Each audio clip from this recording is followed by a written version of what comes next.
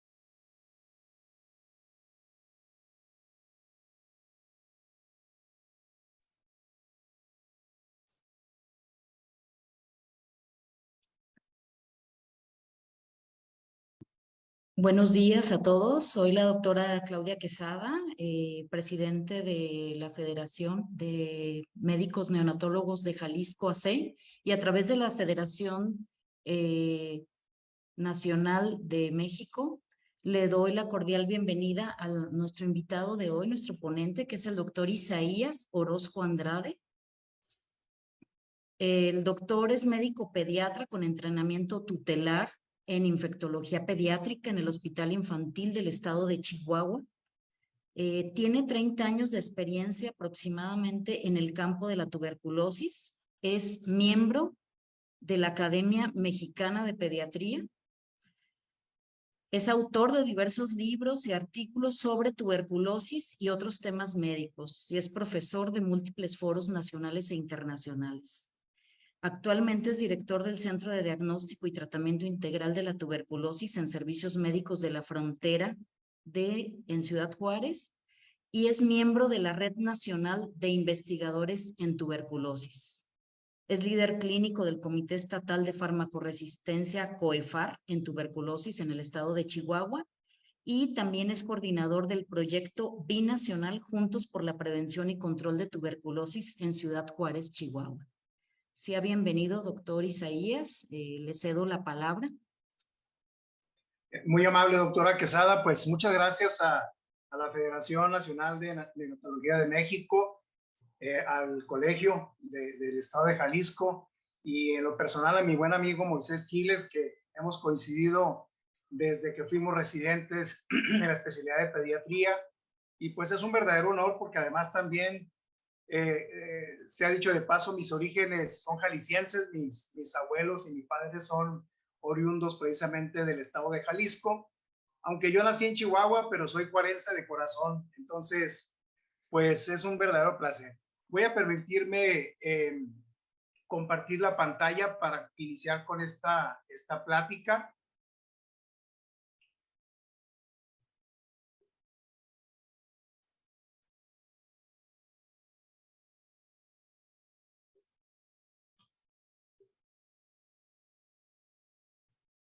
Y bueno, pues como ya lo dije, agradezco a la Federación Nacional de Neonatología de México por esta invitación en un tema por demás importante y pocas veces comentado, incluso en los foros de tuberculosis. No se atreven muchos médicos que saben del tema a hablar sobre la tuberculosis neonatal. Pero hablar de tuberculosis neonatal, pues tendremos que ver también otros asuntos que tienen que ver con ese binomio madre-hijo. El tema pues es tuberculosis neonatal, pero como les comento, es muy importante que platiquemos también respecto a lo que tiene que ver con el seno del pequeñito que está dentro del vientre de la madre. No tengo ningún conflicto de intereses para abordar este tema y vamos a manejar el tema en relación a este contenido. Como ustedes lo pueden ver, vamos a hablar un poquito de generalidades, algo de la epidemiología, luego sobre lo que es tuberculosis del embarazo en el recién nacido. Hablaremos un poco de lo que es el tratamiento médico y el tratamiento multidisciplinario. Finalmente, lo que más le gusta a todos cuando escuchamos conclusiones, nos despertamos en ese momento y es cuando decimos, ahora sí, viene lo bueno, ya los puntos finales. Quise poner esta diapositiva porque vean ustedes cómo en algún periódico digital hablan de que la tuberculosis, como el COVID, como la tuberculosis, pues son pandemias que deben ser tratadas como una emergencia. En 1993, la tuberculosis fue declarada como una emergencia global y en enero de 2020 lo mismo sucedió con la COVID-19, pero hasta ahí quedaron las similitudes entre ambas pandemias. Yo considero a la tuberculosis como la pandemia permanente, pero además de eso también la pandemia olvidada. A raíz de que llega este SARS-CoV-2 a nuestro mundo, pues todos los elementos que se utilizaban de recurso humano, económico, de infraestructura para diagnóstico, para tratamiento, se dirigieron a tratar esta enfermedad nueva que en ese momento perdón, ni siquiera conocíamos. Entonces, pues obviamente eso tuvo una situación importante de retraso en los avances que ya hemos tenido con respecto a la tuberculosis. Les decía ahorita, la considero la pandemia olvidada pero permanente porque, pues verán ustedes, la COVID-19 provocó un retraso en los avances de la tuberculosis que se consideran que son entre 7 y 10 años de retraso en cuanto a la mortalidad. Se estima que más o menos entre el 25 y el 30% de la población en todo el mundo se encuentra infectada por el bacilo de la tuberculosis y cada año se presentan en promedio 10 millones de casos nuevos de tuberculosis en nuestro mundo. Además de eso, 1,5 millones de casos o de personas mueren anualmente en el mundo por esta enfermedad. Ya se sabe que en la población pediátrica el 12% aproximadamente de los casos nuevos corresponden precisamente al total de casos de tuberculosis y el 16% de ellos son muertes que se presentan en pequeños menores de 15 años de edad. Pero ¿por qué seguir hablando de tuberculosis si para muchos la tuberculosis ya fue erradicada?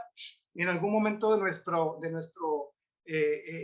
la historia de México, un presidente en nuestro país comentó que la tuberculosis ya había sido erradicada.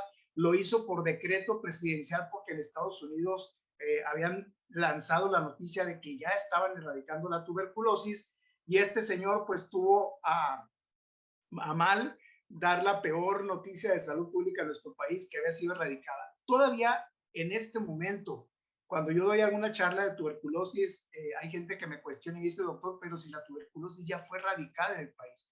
Lo peor de todo es que jóvenes médicos que recién egresaron de la facultad, que se inician en este campo de la medicina, creen fehacientemente que la tuberculosis en nuestro país ya fue erradicada. Y vean ustedes las cifras para que se den cuenta que sigue siendo uno de los problemas más importantes a nivel global. Cada segundo se infecta una persona, 3 personas de tuberculosis. ¿Qué significa esto? Que tienen la primoinfección, es decir, que entra el bacilo en el organismo humano. Pero cada 3 segundos se enferma una persona, es decir, se convierte en una tuberculosis activa. Y lamentablemente cada 23 segundos en el mundo mueren 3 personas sobre el tema que estamos platicando. Más o menos en el mundo hay alrededor de 260 millones de enfermos de tuberculosis. La tercera parte de la población, entre la tercera y cuarta parte de la población del mundo, se encuentra infectada, pero aproximadamente 260 millones están enfermos activamente de esta patología. Hablamos de 10 millones de casos nuevos al año, lo que corresponde más o menos a casi 27,400 casos nuevos al día de tuberculosis en todo el mundo, de los cuales 12% corresponde en menores de 15 años, lo que equivale a 3,288 pequeños enfermos diariamente de esta patología. Y pues ya lo comentamos, aproximadamente cada año mueren 1,5 millones de personas en el mundo, de las cuales corresponderían a casi 3,860 muertes diarias, y el 16% son el equivalente a los menores de 15 años de edad. Es decir, 617 niños menores de 15 años de edad mueren cada día en el mundo de esta enfermedad. Y cuando una persona fallece, muere y es VIH positivo, la muerte, aunque sea por tuberculosis, se le considera lamentablemente por VIH, aunque haya fallecido por tuberculosis. Vean ustedes, este es un dato muy importante. La tuberculosis contribuye de entre el 6 al 15% de todas las muertes maternas que son resultado durante el embarazo. Entonces, estas son cifras recientes de marzo de este año.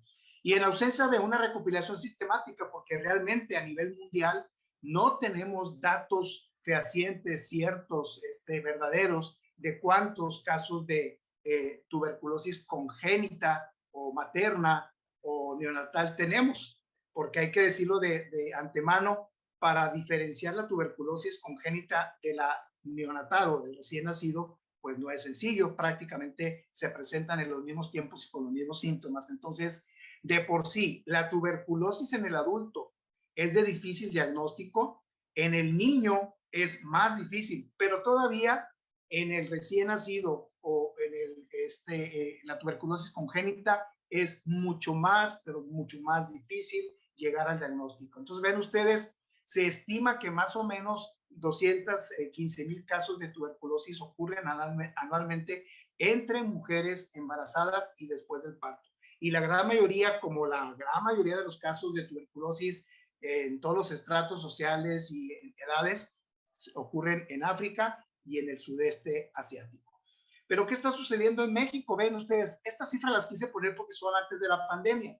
En promedio, durante las últimas décadas, se presentan más o menos un rango de 22,000 casos por año en nuestro país, lo que corresponde a 61 casos nuevos diariamente en nuestro país. Y de estos corresponden a casi 4 casos diarios en menores de 15 años. Entre las muertes, más o menos, anualmente se presentan alrededor de 2,100 muertes, lo que corresponde a 6 muertes diarias en nuestro país. Entonces ven ustedes que esto no es nada raro, la tuberculosis en el país no se ha erradicado como muchos piensan. Lo más lamentable de todo es que el personal de salud creemos que somos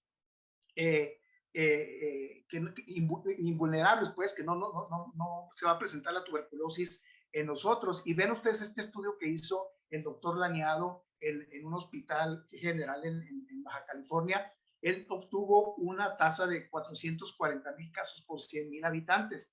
Cuando estos casos que él tuvo en un brote entre personal de salud lo traspoló exclusivamente a los trabajadores de salud, esto equivale a 2,075 casos por 100,000 trabajadores de salud, lo cual nos hace extremadamente vulnerables a nosotros. Y este tema lo comento así muy puntualmente porque ahorita platicaremos un poco más de las causas por las cuales un recién nacido puede infectarse de tuberculosis. ¿Qué sucedió en el 2020? Muchos pensarían, bueno, pues es que con la pandemia, las medidas de distanciamiento social, el uso de cubrebocas, el lavado frecuente de manos, pues nos dio la oportunidad de protegernos más y los casos nuevos de tuberculosis disminuyeron de 22,000, como se venían presentando anualmente, a un poquito más de 16,000 casos al año. Pues esto no es así como las estadísticas se deben interpretar. Hay que recordar que prácticamente el personal de los programas, al menos aquí en el estado de Chihuahua, el personal de los programas de tuberculosis fueron redirigidos a hospitales, clínicas, etcétera, para que atendieran a pacientes con COVID-19. Tanto el recurso humano como el recurso diagnóstico, los elementos que se tienen, como por ejemplo es el equipo de GeneXpert que se puede usar para diagnóstico de tuberculosis, también para COVID, fueron utilizados exclusivamente para COVID. Se cerraron clínicas y hospitales que atendían tratamientos habituales, cotidianos de tuberculosis. Las personas con tuberculosis dejaron de recibir el tratamiento, ni siquiera en sus casas la tuvieron, y una buena parte de la población prefirió dejar de ir a vacunar a sus hijos, a recibir el tratamiento directamente observado, o como se conoce en México, el tratamiento acortado estrictamente supervisado. ¿Qué sucedió entonces? Que los casos disminuyeron no porque tuvimos a bien protegernos más, sino realmente porque nos olvidamos de atender a una población y a una patología sumamente importante y sumamente mortal. Entonces, de ahí precisamente que a nivel global tuvimos un retraso de aproximadamente en la mortalidad de 7 años y en cuanto a la morbilidad de 10 o poco más de 10 años. Vean ustedes. Entonces, y luego, pues aquí vemos esta noticia del periódico digital. Muerte materna en México aumenta durante la pandemia. Pues justo sucedió lo mismo.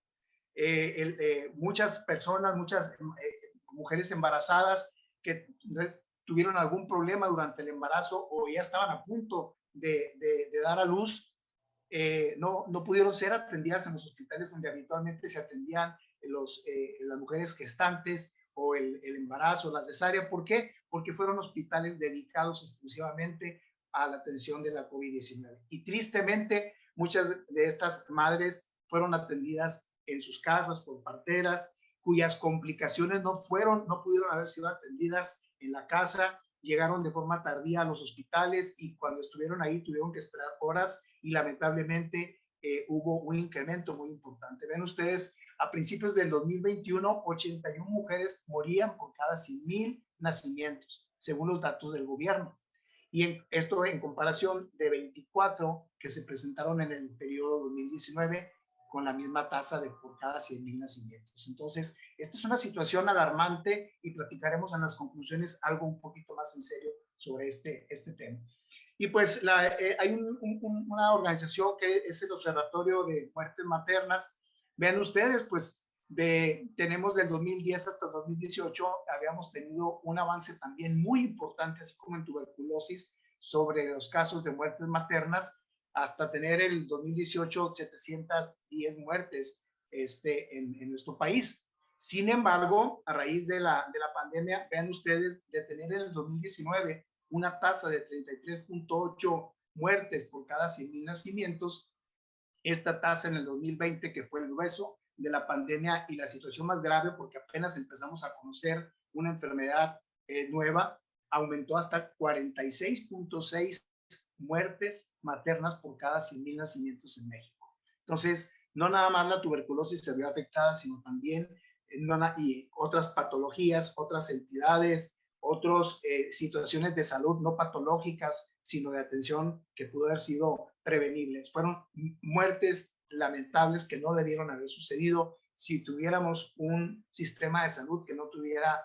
las características de deficiencia, etcétera, de colapso que tuvimos durante ese tiempo.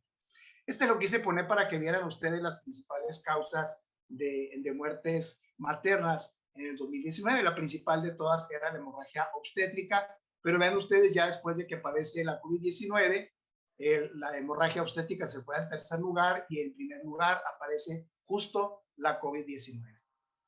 Y vean esto también, lo quise poner porque pues la mortalidad, no es tan sencillo encontrar las estadísticas en los sitios oficiales de la Secretaría de Salud. Batalla uno un poquitito a pesar de que somos médicos, pero ven ustedes las defunciones ya en la semana 52, fueron del 2010 disminuyendo francamente, hasta el 2018 eran 718, en el 2019 690 muertes. Entonces, pues estas estadísticas de enero del 2020 al 2021, pues nos habla de las mujeres embarazadas con COVID-19, que fueron 30,858, hubo 636 muertes comparadas con 690 en el 2019. Estas fueron de enero 2020 a noviembre del 2021.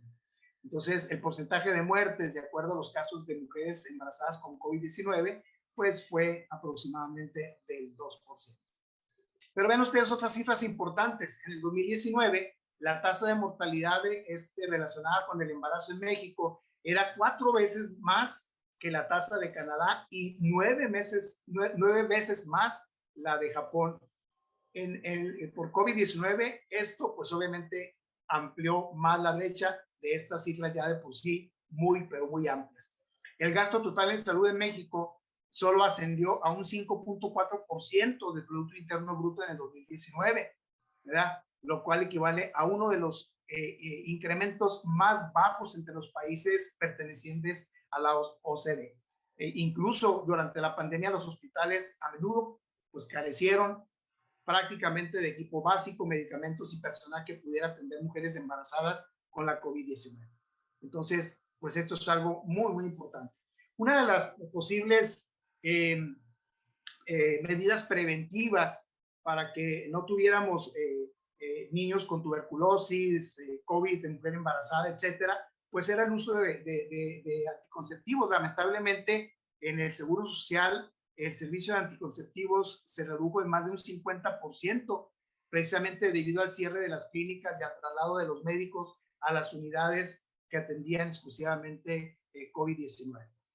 Lo quise poner también porque, vean ustedes, de los 16,000 que disminuyeron en el 2020 de casos de tuberculosis, pues ya en el 2021 volvemos a un incremento importante de casi 20,260 casos. Entonces, pues realmente no fueron las medidas de protección las que ayudaron a que disminuyera, sino realmente fue que desviamos la atención y dejamos de lado enfermedades tan importantes como la tuberculosis para atender una enfermedad que estaba dando una situación muy lamentable en nuestro país. Entonces, ¿qué sucede con la tuberculosis en el embarazo?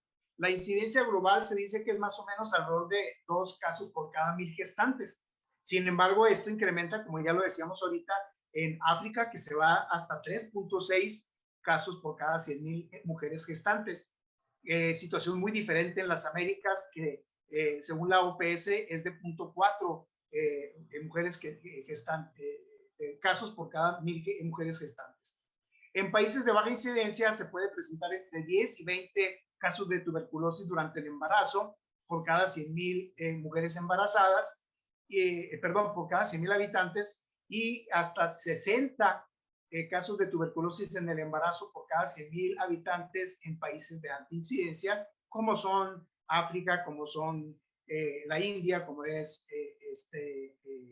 Rusia, etcétera, países que son los que tienen más casos de tuberculosis. El riesgo para que se transmita de la madre al hijo la tuberculosis sucede generalmente en las primeras 3 semanas de vida. Hay muchas posibilidades de que haya complicaciones importantes durante el embarazo cuando una mujer padece tuberculosis. Primordialmente aumenta la mortalidad tanto en la madre como en el niño. La mortalidad de la mujer gestante se sabe que si no está con tratamiento puede ser hasta de 40%.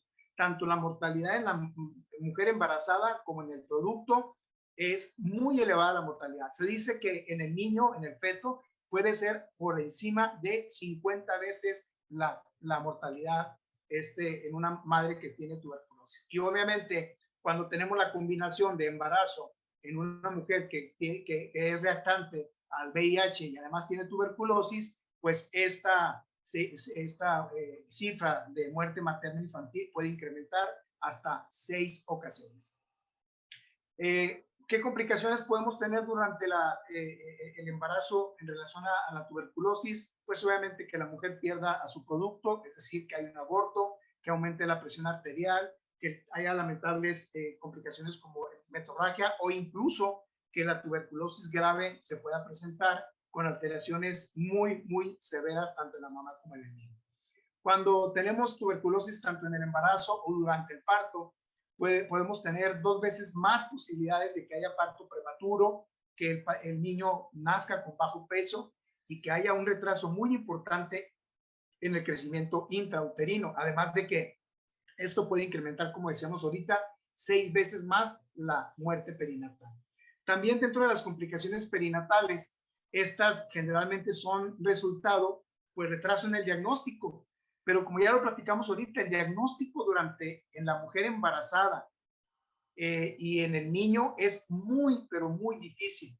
Más cuando hace unos años hicimos un estudio en el Centro de Diagnóstico y Tratamiento de la clínica donde actualmente yo laboro, que es Servicios Médicos de la Frontera, y determinamos que el 50% de los pacientes que diagnosticamos con cultivo positivo no tenían síntomas.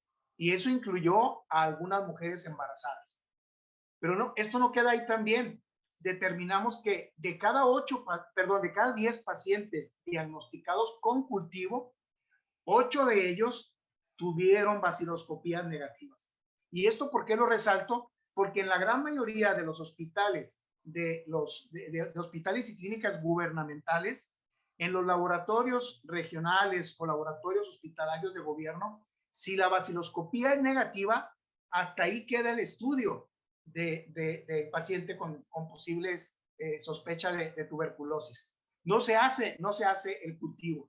Entonces, si seguimos con esa mala praxis, estamos diciendo que de cada 10 pacientes que fueron cultivo positivos, de acuerdo al estudio que nosotros hicimos, estamos perdiendo 8 por el simple hecho de que fueron baciloscopía negativa y en el laboratorio ya no corrieron el cultivo correspondiente.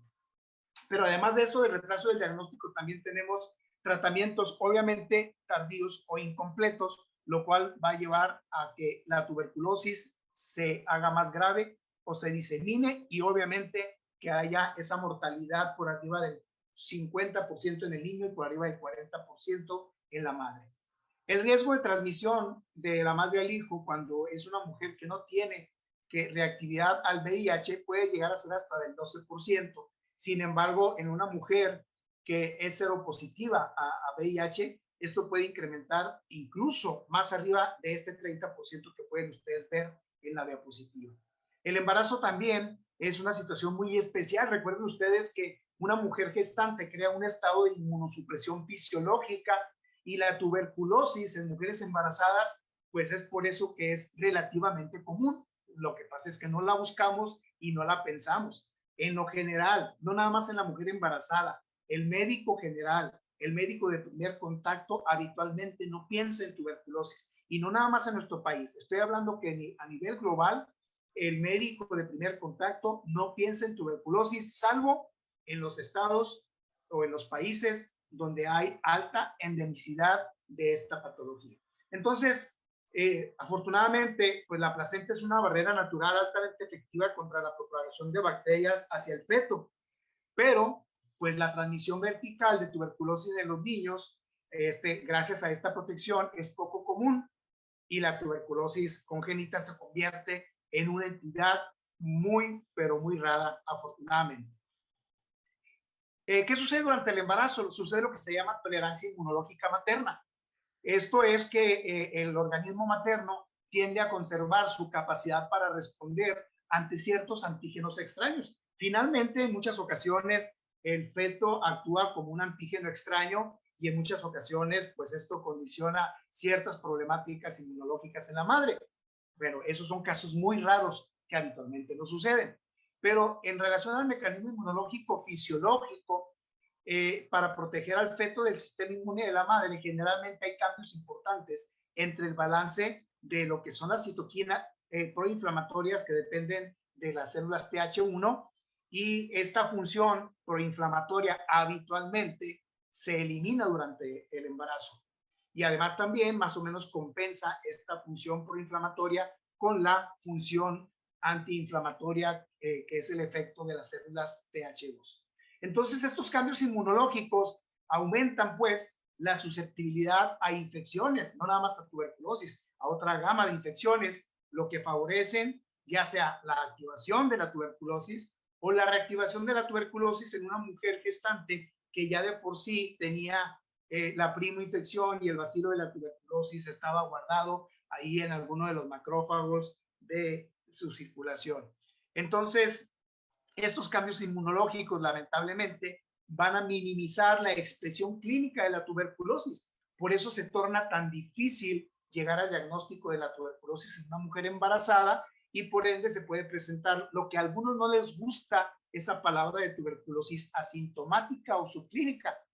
A mí me gusta más utilizar el término de asintomático que subclínico, pero como les dije ahorita, en el estudio que hicimos en Servicios Médicos de la Frontera, en nuestro centro de diagnóstico y tratamiento, en una población de 209 pacientes positivos al cultivo, demostramos que más del 50% no se conocían enfermos o no tenían un solo síntoma que sugiriera la posibilidad de tuberculosis, lo cual nos habla de que la tuberculosis asintomática definitivamente existe y hay que buscarla por todos los medios. Obviamente, pues esa expresión clínica minimizada también no nada más va a minimizar la tuberculosis pulmonar, sino también la tuberculosis extrapulmonar. Entonces, después del parto, ya que el sistema inmune tiende a su estatus habitual después de que el niño nace, pues hay lo que se conoce como fenómeno de reconstitución inmune, que entonces ya va a suceder lo contrario, va a predominar la respuesta proinflamatoria y entonces el cuadro clínico se puede presentar tanto en las mujeres y en el niño recién nacido, con lo cual hay posibilidades de que haya 2 veces más de desarrollar tuberculosis durante el puerperio. Entonces, vean ustedes lo que decíamos ahorita en relación a los síntomas. 75% de las mujeres que transmitieron la tuberculosis al recién nacido no tenían antecedentes de enfermedad tuberculosa previo al parto. Y 30% de ellas en este estudio tuvieron enfermedad asintomática. 70% de los síntomas generalmente son inespecíficos tanto antes como después del parto. Por lo tanto, la gran mayoría de los casos de tuberculosis, tanto en la madre como en el niño, no se diagnostican. Y cuando ya se diagnostica la tuberculosis en la mujer, se diagnostica más o menos en el 50% de ellas cuando ya se hizo el diagnóstico previamente en el niño, ya sea por tuberculosis congénita o neonatal. Entonces, ¿cuáles son los síntomas que podemos buscar en la mujer gestante? Primero que nada, la tuberculosis por sí sola en cualquier persona, sea mujer o varón, sea mujer embarazada o no, la presentación es insidiosa. Generalmente en la mujer, que normalmente podemos encontrar fatiga y decaimiento, pues esto se lo atribuyen al embarazo. Y el médico que atiende de forma primaria a la mujer embarazada, ya sea el médico de primer contacto o su ginecólogo, pues muchas veces no buscan ni piensan en la tuberculosis porque generalmente esta fatiga y decaimiento se puede presentar de forma normal o habitual en la mujer embarazada. Por lo tanto, no se piensa en tuberculosis a pesar de que la paciente puede tener fiebre, puede tener sudoración nocturna, tos durante 2 o más semanas, puede presentar hemoptisis, es decir, sangrado, vómito con sangre, pérdida de peso y anorexia, baja de peso y estertosis y dureza respiratoria. Como ustedes pueden ver, son justo los mismos síntomas que se presentan en un varón o en una mujer que no está embarazada. Les ofrezco una disculpa por la equivocación, dice ahí tuberculosis a pesar, es a pesar. Entonces, son los mismos síntomas. Lo que pasa es que en una mujer embarazada pueden, como ya decimos ahorita, por la situación inmunológica alterada, estos síntomas se pueden depletar y no ser tan evidentes como en una mujer que no está embarazada. Entonces, ¿cuáles serían los factores de riesgo para adquirir tuberculosis durante el embarazo? Pues aquellas mujeres migrantes que son procedentes precisamente de países de alta incidencia, como son África, la India, en China, en Rusia, etcétera. Aquellas mujeres que tienen infección por VIH, y que además tienen el antecedente de contacto con personas que son positivas a la baciloscopía. Mujeres que abusan de las drogas o el alcohol, aquellas personas que tienen alguna enfermedad que altera la dinámica inmunológica, como es diabetes mellitus, como es lupus, como es alguna otra alteración que puede provocar la depresión inmunológica, ya sea inmunosupresión cuando se están utilizando medicamentos como los corticosteroides o inmunodeficiencias primarias o secundarias, como ya lo platicamos, o personas que tienen algún inmunocompromiso, es decir, que están desnutridos o que tienen alguna otra infección de índole viral o bacteriana cuyo sistema inmunológico está preocupado por atender o atacar otro germen y no el bacilo de la tuberculosis. Y en aquellas mujeres que residen en condiciones obviamente de hacinamiento, de marginación social o que viven en cárceles o en casas de cuidado o definitivamente aquellas que están en situación de calle. Entonces, esto pareciera una diapositiva demasiado cargada, pero ven ustedes que tengo subrayado algunas cosas que son importantes. La prueba de tuberculina poco a poco ha ido en desuso porque lamentablemente la industria farmacéutica casi no lo produce porque es un producto biológico de bajo costo y obviamente no genera muchos dividendos, pero sigue siendo muy útil todavía realizarlo en la mujer embarazada. Sin embargo, justo por tratarse de un sistema inmunológico durante el embarazo alterado, la especificidad y la sensibilidad de esta prueba son muy bajas, precisamente por esta alteración. Hay que recordar que en muchas ocasiones hay quienes dicen que el uso de la prueba de tuberculina puede verse afectada en las personas que fueron previamente vacunadas con la vacuna de la tuberculosis, con la BCG. Sin embargo, les recuerdo que ya hay varios estudios hechos recientemente, uno de ellos por Sedan y otro por Chedon, donde ellos nos dicen que esta reactividad del PPD hacia la vacuna de la tuberculosis disminuye después de los 5 años de edad. Es decir, en un niño que se aplicó la vacuna al nacimiento, a los 5 años esta reactividad disminuye francamente y prácticamente después de los 10 años de edad de que se aplicó una vacuna, esta vacuna, este bacilo de Calmette-Guerin, ya no afecta el resultado de la prueba de tuberculina. Entonces, si la tenemos y la podemos utilizar en mujeres en edad fértil, es decir, después de los 13, 14 años en adelante, se puede utilizar con tranquilidad y sabemos que va a ser muy poca la posibilidad de que sea una reactividad por la vacuna. Sin embargo, hay que recordar que esta prueba de tuberculina sí también puede ser reactiva a los aminoácidos que contienen la gran mayoría de las micobacterias que hay en el mundo, que son un poco más de 250. Por lo tanto, lo único que nos dice esta prueba de ser positiva es que la persona con prueba positiva a tuberculina es una persona que estuvo en contacto con alguna micobacteria que puede provocar reactividad a esta prueba. Entonces, sin embargo, la OMS nos dice que una prueba de tuberculina positiva aunado a síntomas sugestivos de tuberculosis durante el embarazo, pues tiene altas probabilidades de ser una mujer gestante con tuberculosis activa. El otro estudio que se utiliza ahora con mayor frecuencia son las llamadas IGRAS, que se les conoce como las pruebas o ensayos de liberación de interferón gamma. En este sentido existen dos pruebas, una de ellas es el QuantiFERON TB Gold Plus, que es el más reciente, y el otro es el T-Spot.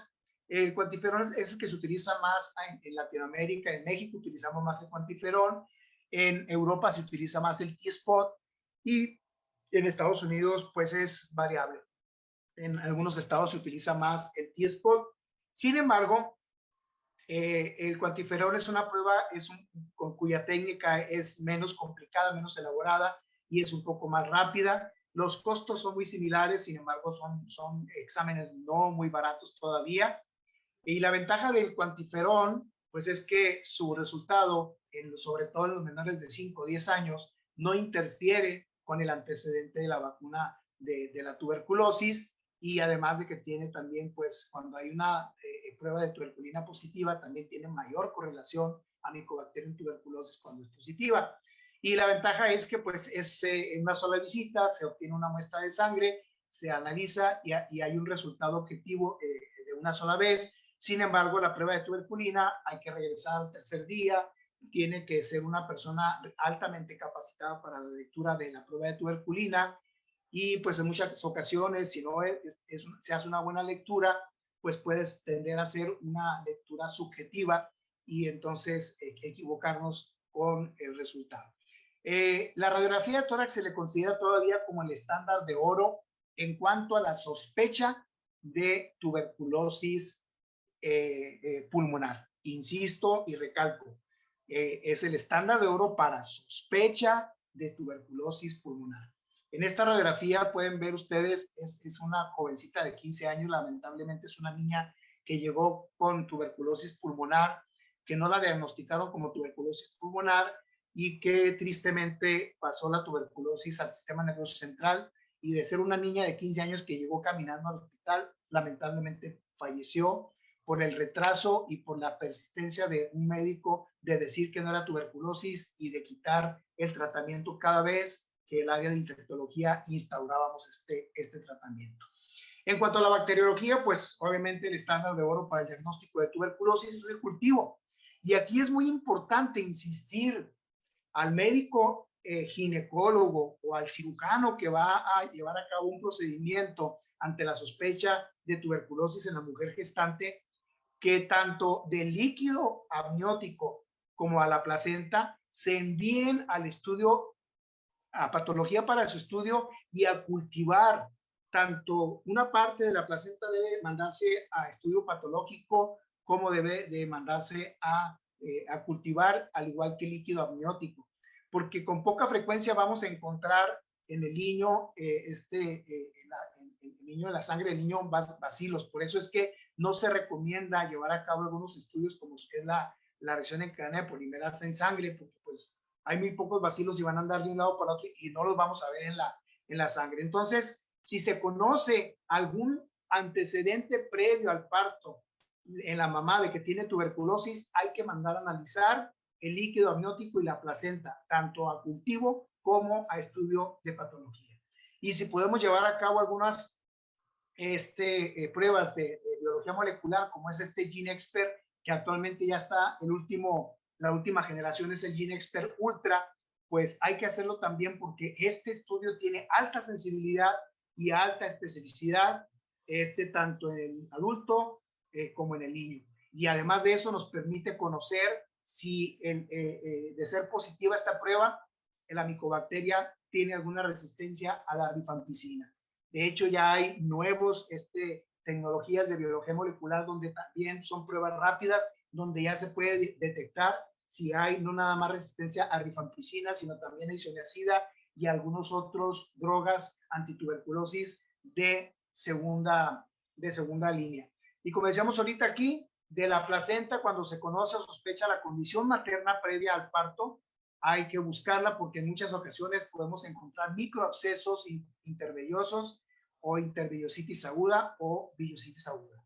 Es útil investigar el tracto genital materno, la morfología de la placenta y la histología en casos de sospecha al momento del parto. Entonces, ¿qué vamos a hacer en los escenarios en que pudiéramos encontrar tuberculosis en una mujer embarazada? En la mujer en la cual solo encontramos exposición a tuberculosis, es decir, que tuvo un contacto, pero la mujer está asintomática y no tiene ningún dato que nos sugiera enfermedad activa ni siquiera enfermedad latente, tenemos que seguir buscando intencionadamente durante el embarazo algún dato que sugiera infección durante todo el embarazo. En la mujer que detectamos aquella infección latente, es decir, que tenga una prueba de tuberculina positiva o el IGRA positivo, con una radiografía normal y con todo lo demás normal. Lo único que tiene, de acuerdo a la definición de tuberculosis latente, es que tiene prueba de tuberculina o IGRA positivo. Lo que tenemos que hacer es entonces, si la madre es asintomática, no es necesaria la separación de la mamá y del bebé. La mamá debe recibir un tratamiento preventivo para la tuberculosis latente. El recién nacido no requiere de mayor evaluación, pero sí de monitoreo. Estar al pendiente de que la mamá presente o no algún dato sugestivo de tuberculosis activa, y si es así, entonces estudiar al niño también. Los miembros del hogar definitivamente deben ser evaluados para detectar alguna infección, ya sea latente o activa, porque con mucha frecuencia quien contagia a la mamá y al niño, sobre todo a la mamá, es un miembro de la familia, un miembro estrecho. ¿Y qué sucede cuando la mujer sí tiene una enfermedad activa, sí tiene tuberculosis cuando está embarazada? Además de que tiene alguna alteración radiológica y pues en muchos casos ya se identificó el bacilo de la tuberculosis, pues hay que evaluar definitivamente en cuanto nace el niño, porque recuerden ustedes lo que decíamos ahorita, cuando un niño nace no es sencillo establecer si el bebé se contagió in útero o se contagió al momento del nacimiento con la circulación materno-fetal o con los líquidos, el líquido amniótico o con los líquidos cérvico-vaginales que se presentan durante el momento del parto. Si se excluye que el niño tenga también tuberculosis, hay que comenzar un tratamiento preventivo, ya sea con pura isoniazida o con alguno de los esquemas nuevos que incluyen rifampicina con isoniazida para acortar el tiempo de tratamiento que ahorita platicaremos de él.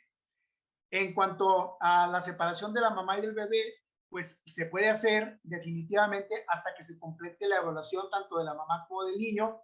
Y si se sospecha tuberculosis en la mamá, pero ya está recibiendo un tratamiento, al menos 2 semanas de tratamiento con terapia adecuada, podemos retornar al niño y que la mamá pueda dar este seno materno. Recuerden ustedes que el que la mamá tenga tuberculosis y está siendo bien tratada, no amerita que dejemos de dar seno materno al niño. Aún y cuando se sabe que en algunas ocasiones una mamá enferma de tuberculosis no tratada puede transmitir la tuberculosis a través de la leche materna. Pero en el caso de una mamá que está siendo bien tratada, hay que regresar al seno materno al bebé con su mamá. Una vez que comenzó el tratamiento preventivo el bebé, pues la separación ya no es necesaria a menos que tengamos a una mamá con diagnóstico de tuberculosis resistente a alguna de las drogas, ya sea mono, poli, resistencia, multidrogoresistencia, pre-XR o tuberculosis extremadamente resistente, ¿sí? Y obviamente si el niño está intubado y está sometido a procedimientos que involucran manipulación de la vía respiratoria, el niño también debe mantenerse aislado, obviamente no nada más de la mamá, sino del resto de los pequeñitos que están en la unidad de cuidados intensivos neonatales. ¿Y qué vamos a hacer en cuanto al tratamiento? El tratamiento para la mujer gestante es exactamente el mismo que damos a una mujer que no está embarazada. Si se trata de tratamiento preventivo, pues vamos a dar isoniazida, complementando con vitamina B6, con piridoxina. Hay esquemas muy nuevos, como es el uso de lo que se conoce como el 3HP, que son 3 meses de isoniazida con rifampicina en dosis semanal durante 12 semanas. Sin embargo, hay que recordar que la rifampicina no debe utilizarse en la mujer embarazada, pero aún así podemos utilizar isoniazida y rifampicina en lugar de dar los 6 meses de tratamiento en la mujer embarazada o más tiempo, si es una mujer con diabetes descontrolada, que implica que tengamos que dar un tratamiento hasta de 9 meses, podemos dar isoniazida con rifampicina durante 3 a 4 meses nada más, complementando siempre con vitamina B6. Y en relación a la enfermedad activa, pues definitivamente ahí sí tenemos que dar los 4 medicamentos que son isoniazida, rifampicina, piracinamida y etambutol, 2 meses de fase intensiva y 4 meses con isoniazida y rifampicina durante los 4 meses en la fase de sostén o de mantenimiento, aunado a la piridoxina, que es la vitamina B6. ¿Por qué damos vitamina B6? Porque con frecuencia el uso de isoniazida puede provocar neuropatía periférica en la persona que está tomando los antituberculosis. Recuerden ustedes que los fármacos de primera línea cruzan la placenta, pero no se excretan en la leche materna. Y en algunos casos, algunos expertos, sobre todo en Estados Unidos, prefieren utilizar medicamentos separados para no hacer uso de la piridoxina, porque todavía no hay una evidencia muy clara si afecta o no al feto durante el embarazo. Sin embargo, en nuestro país, que contamos nada más con medicamentos combinados, como es el Dotval y el Dotval-S, utilizamos la piridoxina porque la OMS sí en sus guías indica el uso de estos 4 medicamentos sin riesgo a presentar alguna alteración en la madre o en el niño. Cuidado, la mujer gestante que obviamente no está embarazada, que está haciendo uso de anticonceptivos orales, pero que va a ser tratada para tuberculosis latente, hay que evitar el uso de la rifampicina porque la rifampicina puede bloquear el efecto de los anticonceptivos orales, o en su defecto se puede utilizar la rifampicina siempre y cuando utilicemos otro método anticonceptivo, como puede ser el dispositivo intrauterino, por ejemplo. Este es el esquema que ya estamos viendo: 2 meses de fase intensiva, 4 meses de fase de sostén. En algunos casos, si se sabe que los medicamentos de primera línea son sensibles, la micobacteria es sensible a los 4 medicamentos, en algunos países se omite el uso del etambutol, sobre todo en aquellos lugares donde hay poca incidencia de resistencia, sobre todo a isoniazida y rifampicina, y donde hay bajos casos también de VIH en las mujeres embarazadas. Entonces, pudiera ser suficiente 2 meses con isoniazida, rifampicina y piracinamida, seguido de 4 meses con isoniazida y rifampicina.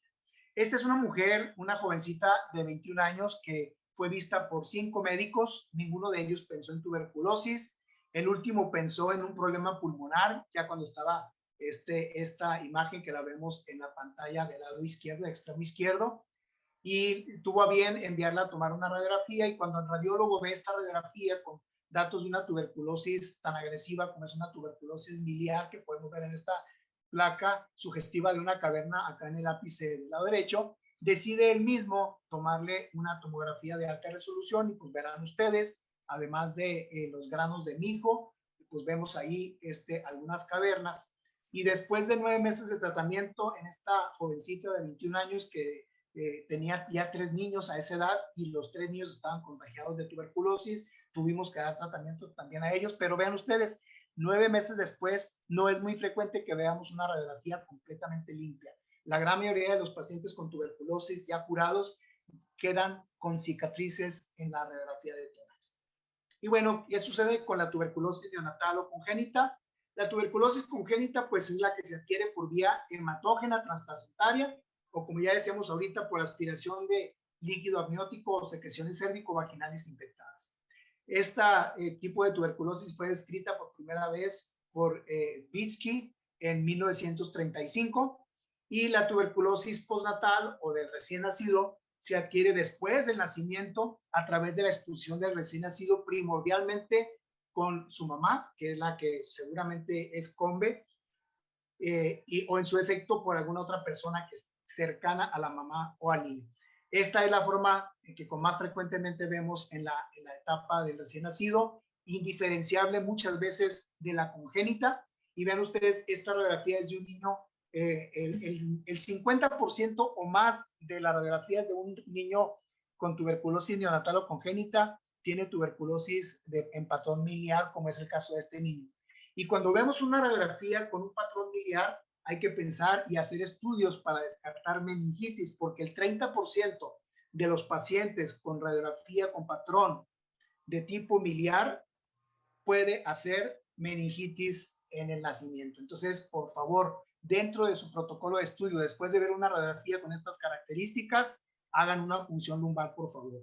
Yo entiendo que ahora todos los neurólogos o todos los especialistas en pediatría, antes de hacer una punción lumbar, ya quieren estarle tomando la tomografía para saber si hay hidrocefalia o no.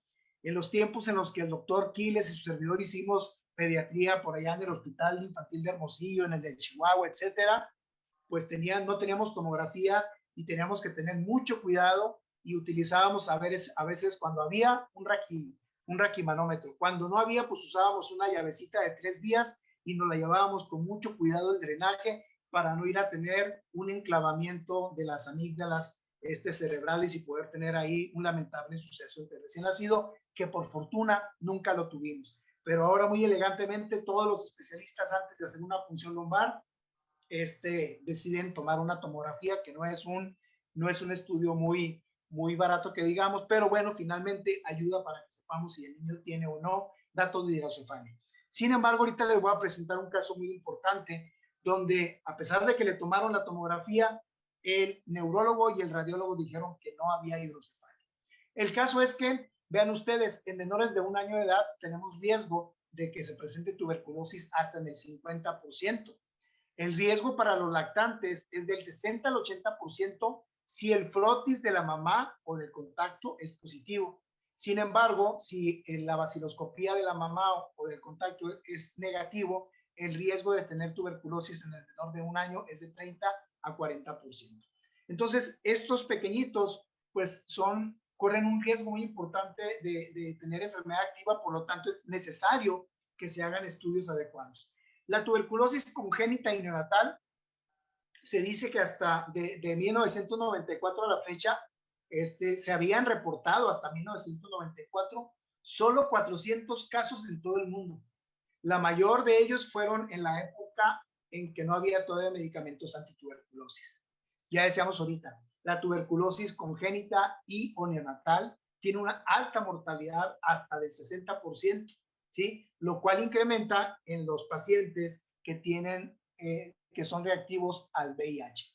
Entonces, esto es importante, hacer una investigación de contactos, dar un tratamiento preventivo en el momento oportuno y obviamente utilizar la vacuna cuando esta se pueda aplicar en un recién nacido, que ahorita platicaremos cuál es el mejor momento.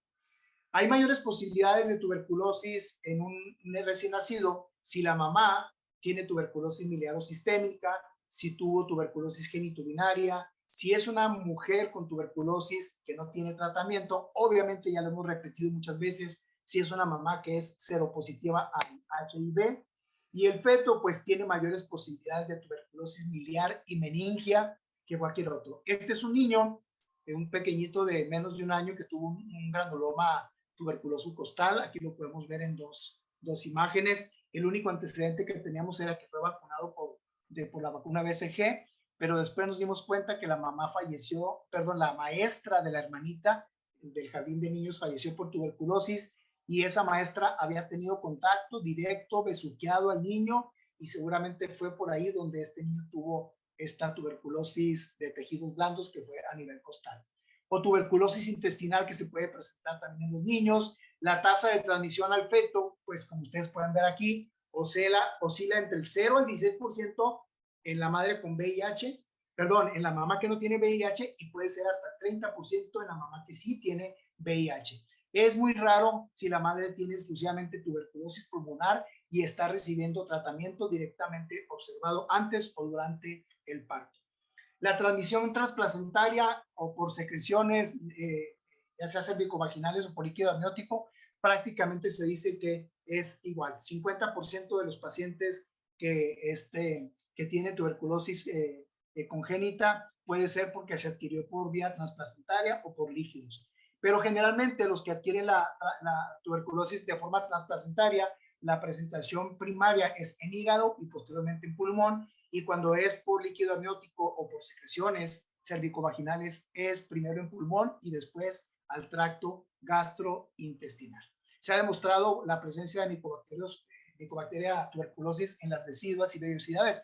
Por eso es necesario que haya una relación muy estrecha entre el pediatra y el ginecólogo incluso que el pediatra tenga consulta prenatal durante el embarazo de la mujer, para que conozca los antecedentes de la mamá, para que busque otras enfermedades, aunque el ginecólogo no quiera que el pediatra vea antes. Entonces es muy importante que siempre haya una preconsulta con la mujer gestante, ya sea que quiere embarazar o se va a embarazar.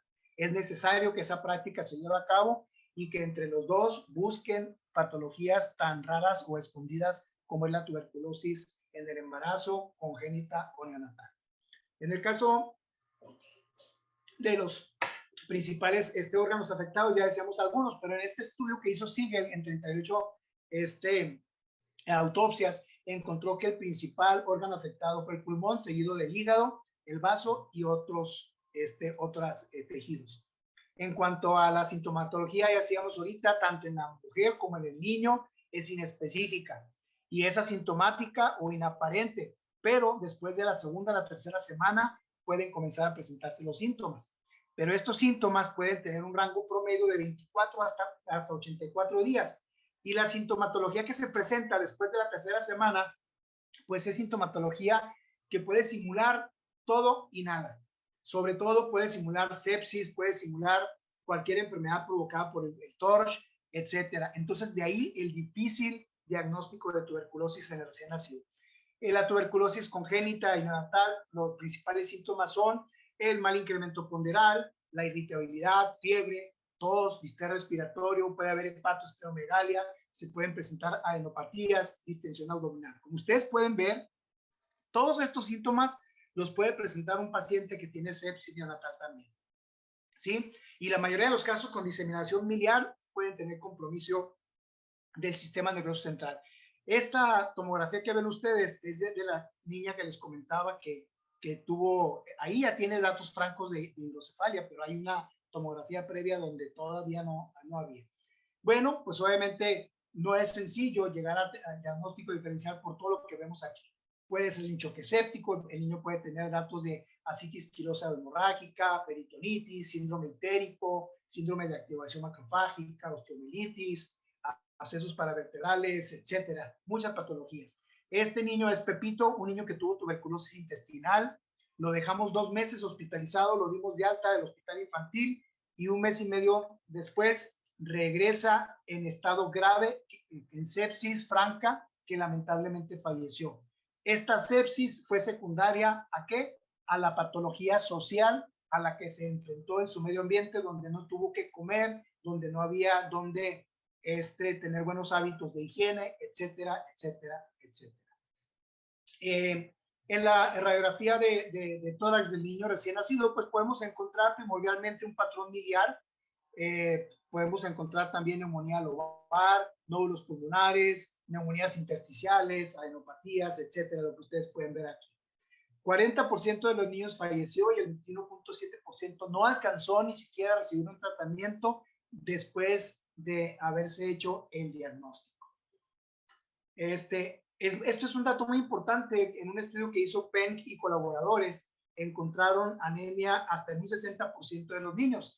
Y no hay que olvidar que los pacientes con tuberculosis, adultos, niños, mujeres, etcétera, pueden tener reacciones leucemoides cuando tienen tuberculosis, arriba de 20 o más, de 20,000 o más leucocitos, sobre todo con una elevación muy importante de los monocitos, de los mononucleares. Pero bueno, podemos encontrar estas alteraciones también a nivel de los exámenes generales de laboratorio. La tuberculosis postnatal generalmente se adquiere de la madre o, como decíamos, de otro contacto.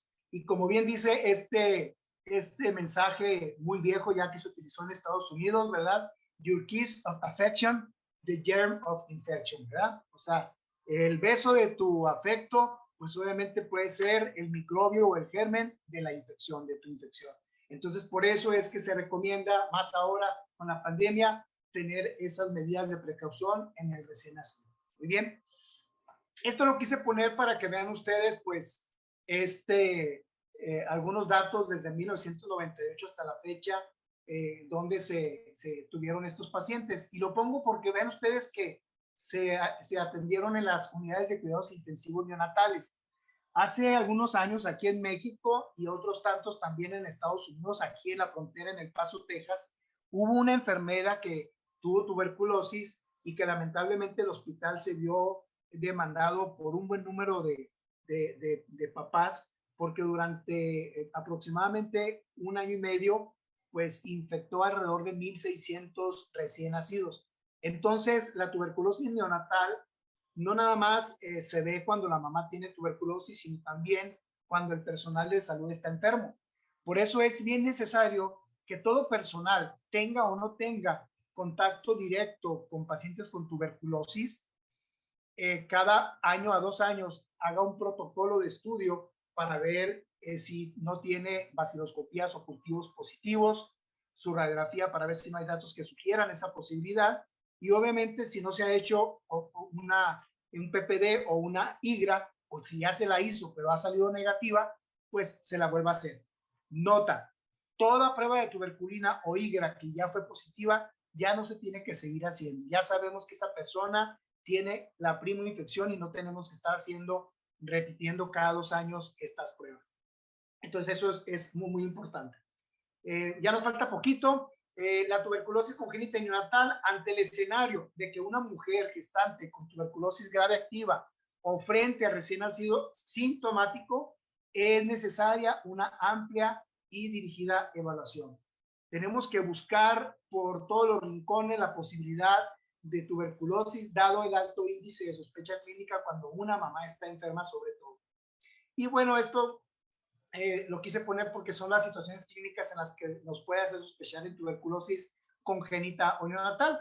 Un niño que nace con neumonía, pero que no mejora a pesar del tratamiento con los antibióticos, no más de 2 a 3 días, no mejora, piensen por favor en tuberculosis, sobre todo en aquellos lugares donde hay zonas con alta carga de tuberculosis o alta carga de VIH.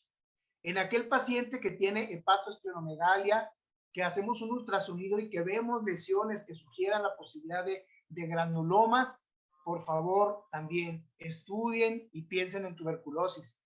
Una de los criterios que hizo Cantwell en su momento, muy agresivo por cierto, es que todo recién nacido que se pensara en tuberculosis habría que hacerle una toma de biopsia del hígado, porque es ahí justo donde después de que pasa de la mamá al niño, donde se deposita el bacilo.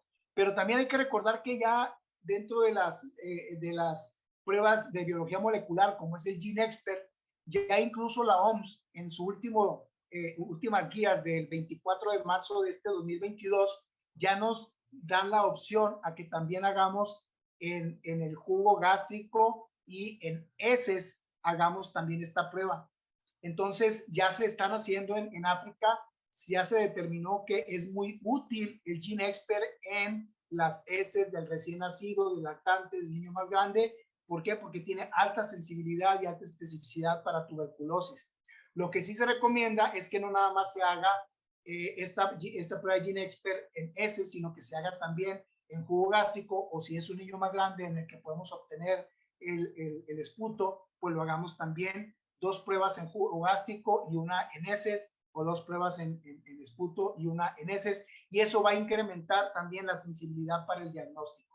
Y en el caso de meningitis, recuerden ustedes que no siempre encontramos la disminución de la glucosa. En ocasiones puede estar normal, pero podemos tener proteínas muy elevadas.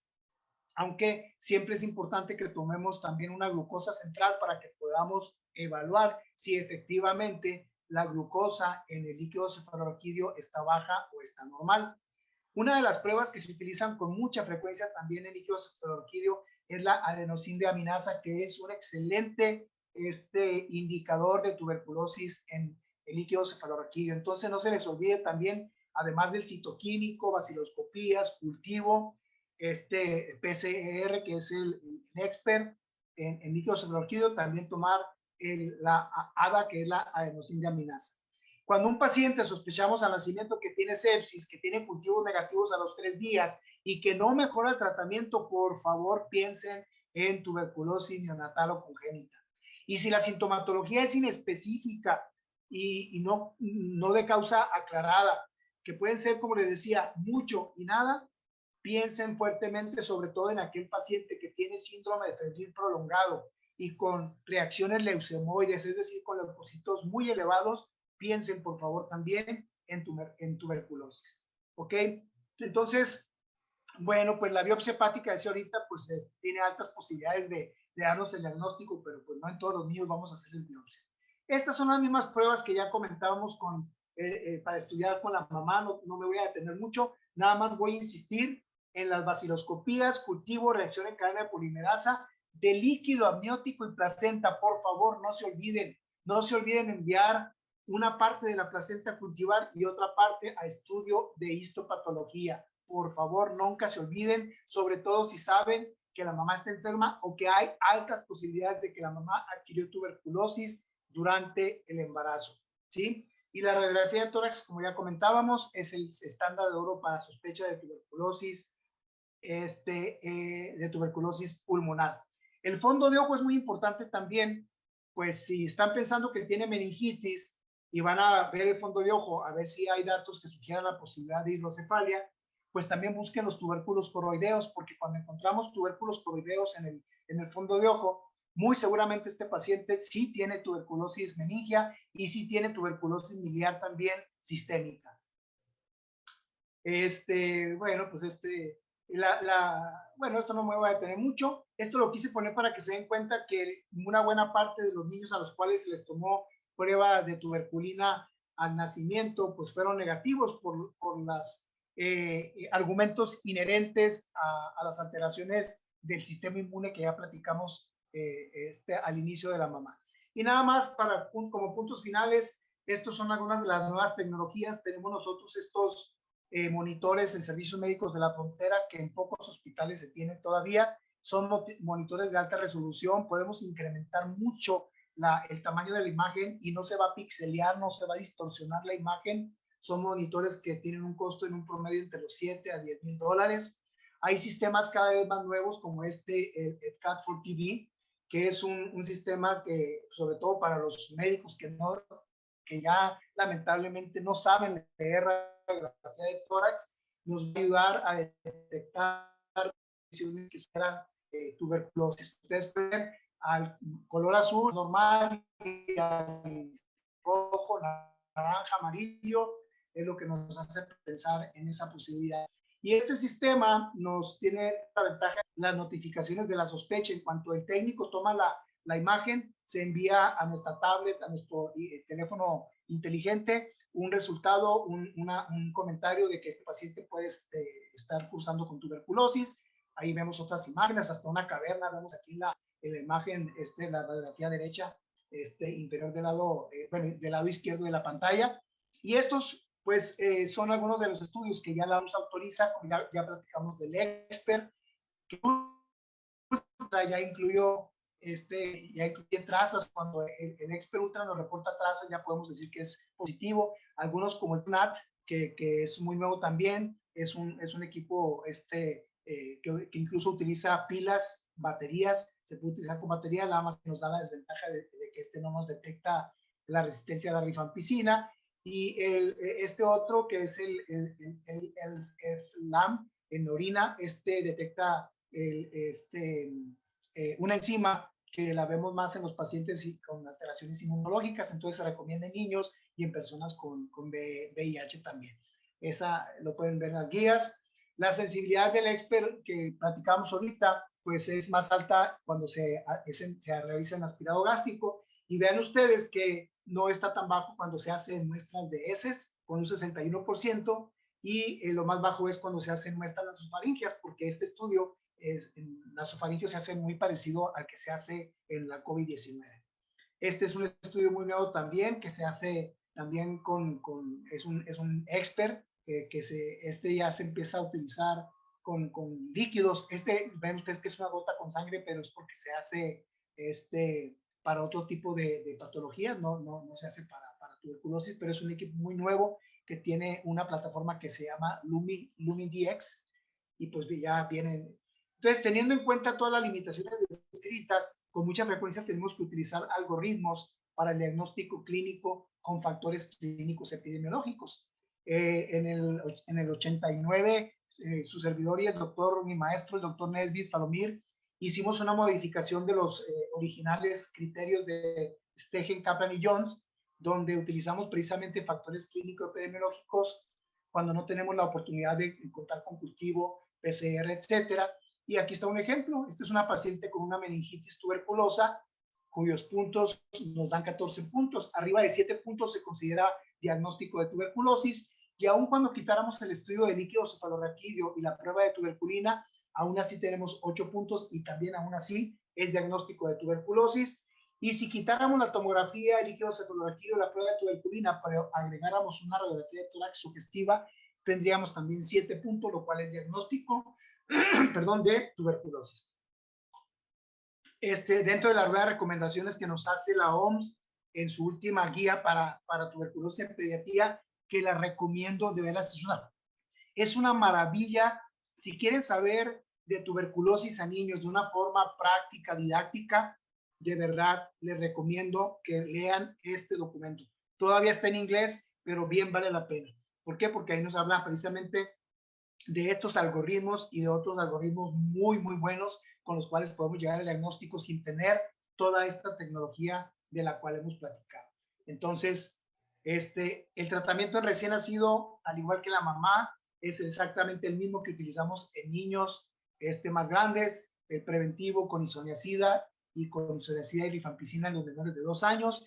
En los mayores de 2 años ya podemos utilizar el esquema con isoniazida y rifampicina. Lástima que en México todavía no contamos con la rifampicina, pero este es el mejor esquema de acuerdo a mi opinión, ya que es una dosis a la semana y durante 12 semanas nada más, es decir, 3 meses, lo cual conlleva a un buen cumplimiento comparado con los 6 o 9 meses que dábamos anteriormente con isoniazida, o con los 6 meses que damos, o con los 3 o 4 meses que damos con isoniazida y rifampicina. Y para la enfermedad activa, pues hay varios esquemas. El más recomendado es de 6 meses, 2 de fase intensiva, 4 de fase de sostén. Pero si tenemos casos como el de tuberculosis meningia o casos graves de tuberculosis en general, el tratamiento se debe extender a 10 meses, a 12 meses, es decir, 10 meses de fase de sostén y 2 meses de fase intensiva. Y bueno, pues ya tenemos algunos nuevos esquemas de tuberculosis que la OMS ya recomienda, como son ese que platicamos de rifampicina con isoniazida, pero ya nos están recomendando nuevos esquemas de 4 meses, sobre todo en los niños mayores de 3 meses o mayores de 3 kilos. Ya pudiéramos utilizar un esquema de fase intensiva 2 meses y fase de sostén de 2 meses también, como está aquí, ya sea con etambutol o sin etambutol. Si demostramos que la micobacteria es sensible a los 4 medicamentos de primera línea, pudiéramos quitar el etambutol, aunque en México todavía utilizamos esquema de 4, no quitamos etambutol, pero podemos utilizar esquemas de 2 meses fase intensiva, 2 meses de fase de sostén, y hay otros esquemas más nuevos que se utilizan en los mayores de 12 años, como es el esquema también de 4 meses, sobre todo en la tuberculosis grave, utilizando 2 meses con isoniazida, rifampicina, piracinamida y moxifloxacino, seguido de 2 meses nada más con isoniazida, rifampicina y moxifloxacino, es decir, quitando la piracinamida. Esos son los nuevos esquemas. Aquí tienen ustedes otro esquema muy nuevo también que ya recomienda la OMS para meningitis tuberculosa, que son 6 meses a base de isoniazida, rifampicina, piracinamida y etionamida. Estas son las dosis. Generalmente se recomiendan dosis más altas a menor edad también del paciente. Las dosis se recomiendan que sean las más altas, hasta 20 miligramos de isoniazida, hasta 30 miligramos de rifampicina, hasta 45 miligramos de piracinamida y hasta 30 miligramos de etambutol por kilogramo de peso por día. Aquí está para tuberculosis extrapulmonar, el esquema que decíamos ahorita para meningitis, que son 6 meses. Y también hay un esquema nuevo que es de 12 meses. En lugar de utilizar el etambutol, se está utilizando también levo o moxifloxacino. Y bueno, la vacuna de tuberculosis se sigue utilizando en el niño en el que sospechamos que la mamá tiene tuberculosis y tenemos que darle tratamiento preventivo al momento de que nace el niño. Hasta que terminemos el tratamiento preventivo, podemos aplicar la vacuna de tuberculosis. Es necesario que entendamos que la tuberculosis, no nada más tuberculosis en la mujer embarazada o en el niño, debe ser un tratamiento multidisciplinario. Ojalá y tuviéramos en todos los estados de la República una clínica de tuberculosis donde contáramos con el cirujano, con el ginecólogo, el rehabilitador físico, rehabilitador pulmonar, la trabajadora social, el nutriólogo, la psicóloga, etcétera. Y además que en esa clínica, durante el tiempo que vamos a tener al paciente, tuviéramos la oportunidad de dar cursos de artes y oficios, de entrenar a una persona, a un joven, a un adulto, en mecánica, en electricidad, en carpintería, en panadería, y que tuviéramos un fideicomiso para que al final del tratamiento, esa persona que fue despedida de su trabajo por haber tenido tuberculosis, le demos un recurso económico para que pueda poner su propio negocio y que ponga su panadería, que ponga su taller mecánico, etcétera, etcétera. El monitoreo del paciente debe ser al terminar el tratamiento, 2 años después todavía, cada 6 meses, cada tercer mes, y a los 2 años después de que terminamos el tratamiento. Si no hay una recaída, podemos darlo de alta. Estos son los documentos que pueden ustedes revisar. Como ya les decía, primero de la OMS, la guía operacional para el manejo de niños, es excelente. Pueden ver otro de tuberculosis del doctor Isaías Orozco, que también es excelente. Ya estamos trabajando para la edición 2023. En pueden ustedes ver los tratamientos recomendados para tuberculosis resistente, pero recuerden, en México todo paciente que se sospecha tuberculosis resistente debe pasar al Comité Estatal de Farmacoresistencia y de ahí al Grupo Nacional de Expertos en Farmacoresistencia para que aprueben el tratamiento que se va a dar. Este es el catálogo, el último catálogo de medicamentos, ya sea individuales o combinados para niños y adultos, donde ya vienen las combinaciones con tabletas dispersables, que se ha dicho de paso, ya las tenemos en México desde febrero, ya deben estar siendo distribuidas en todo el país para poder utilizarlas dispersables en lugar de estar utilizando las tabletas normal, como habitualmente lo hacemos en niños y en adultos. Y estos otros son muy buenos también porque por ejemplo, viene para que podamos, la forma en que se toman las muestras de heces para hacer el GeneXpert en heces. Nos habla de las 2 pruebas nuevas de tuberculina, que son 2 pruebas, bueno, son 3, una rusa, otra india y otra que está hecha en China. Son excelentes, van a venir a desplazar a la prueba de tuberculina tradicional, pero con las características tanto de la prueba de tuberculina habitual como de las higras, que son el T-Spot o el Quantiferon. Esta es formidable y no van a ser tan caras tampoco. Conclusiones: la tuberculosis es una amenaza importante para la mujer gestante y su recién nacido. Es de difícil diagnóstico, lo que implica un alto grado de sospecha, es decir, tenemos que sospecharla porque es poco frecuente que la veamos, y hay que agotar todos los medios para lograr el diagnóstico oportuno, pero sobre todo el tratamiento temprano, porque si no lo hacemos, vamos a tener secuelas y mortalidad tan alta como ya la platicamos, de un 50 y un 60% en la mamá y el hijo respectivamente. Y ante la sospecha sustentada de tuberculosis en el recién nacido y falta de respuesta de los antibióticos a otros diagnósticos como son sepsis, es imperante iniciar el tratamiento de tuberculosis y favorecer la lactancia materna. Si hay que separar al recién nacido de la madre, que sea el menor tiempo posible. Y si no existe evidencia de VIH en la madre o el recién nacido, debemos de aplicar la vacuna de tuberculosis en el niño, salvo que requiera un tratamiento preventivo antes de aplicar la vacuna de tuberculosis. Debemos de asegurar, sobre todo con la experiencia que nos acaba de dar la COVID-19, asegurar protocolos con acciones que prevengan el desinterés o la falta de atención de esta patología, es decir, de tuberculosis y cualquier otra, al destinar, más bien, al desviar recurso humano, económico, de infraestructura ante una contingencia, es decir, ante un suceso imprevisto en el cual no teníamos programado recurso económico, humano, de infraestructura, etcétera. Si la mamá tiene tuberculosis pulmonar y es potencialmente infecciosa al momento del parto, pero no se encuentra evidencia de tuberculosis congénita, los lactantes deben recibir quimioprofilaxis solamente, ya sea con isoniazida sola o combinada con rifampicina desde el nacimiento y hasta por lo menos 3 meses de edad.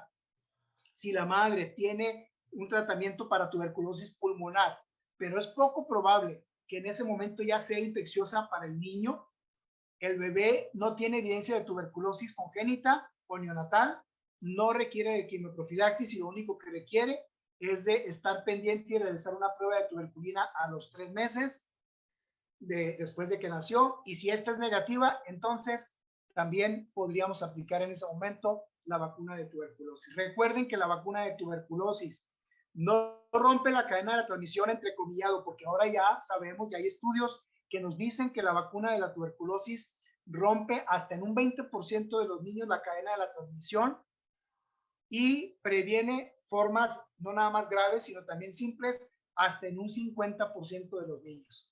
Entonces, si la madre tiene tuberculosis diseminada o del tracto genital durante el embarazo, al niño se le debe comenzar un tratamiento para tuberculosis durante al menos 3 meses, a menos que el tratamiento de tuberculosis de la mamá se haya completado antes de que el niño nazca. Si el niño se le diagnosticó tuberculosis porque la mamá la tenía también, hay que continuar el tratamiento al menos durante 6 meses si hay evidencia, como les digo, de que el niño sí tuvo tuberculosis. Entonces, el problema de la tuberculosis ya no es una cuestión de desarrollo social, es una cuestión de justicia social. Y el tratamiento de la tuberculosis no solo es dar el medicamento en la boca al paciente, es una real cultura de servicio a la humanidad. Este es otro de los libros que su servidor ha publicado, que le recomiendo sobre todo a los jóvenes que pretenden estudiar medicina o que acaban de estudiar medicina, para que vean los pros y los contras de la práctica de la medicina. Y después de la pandemia, nos dimos cuenta que es necesario que retomemos los valores, que eduquemos en valores a nuestras familias. Por eso este libro está hecho, es una aventura de Lino y sus amigos, pero haciendo énfasis en todos los valores positivos, y en algún momento también hablamos de los antivalores para rescatar a la sociedad a nivel global de toda esta violencia, de toda esta inseguridad. Ahí tienen ustedes nuestro centro de diagnóstico y tratamiento. Contamos con todas las medidas de seguridad, lámparas de luz ultravioleta, filtro CEPA, tenemos recambios de aire. Este es el laboratorio que tenemos ahí en Servicios Médicos de la Frontera con equipo de última tecnología. Contamos también en las áreas comunes, en las salas de espera, etcétera, con un equipo de ionización para eliminar hasta en un 99.9% todos los gérmenes que pueden provocar infecciones al personal que está ahí. Y este es nuestro centro de hospedaje, donde damos de forma gratuita hospedaje, alimentación, tratamiento, etcétera, a todos los aplicantes migrantes que llegan a Servicios Médicos de la Frontera y que son diagnosticados con tuberculosis. Servicios Médicos de la Frontera tiene una fundación que se llama CATRE, que ayuda a todos los pacientes sin cobrarles un solo 5 y les da todo lo que acabo de comentar. Pasamos a preguntas y respuestas. Pues no me queda más que agradecer a la Federación Nacional de Neonatología de México y a mis estimados, a mi querido amigo Moisés Quiles, que es el actual presidente, y pues estamos a sus órdenes si todavía tenemos tiempo para algunas preguntas o respuestas. Y aquí tienen ustedes algunas de las historias de éxito que pueden ver en el video y en las fotografías.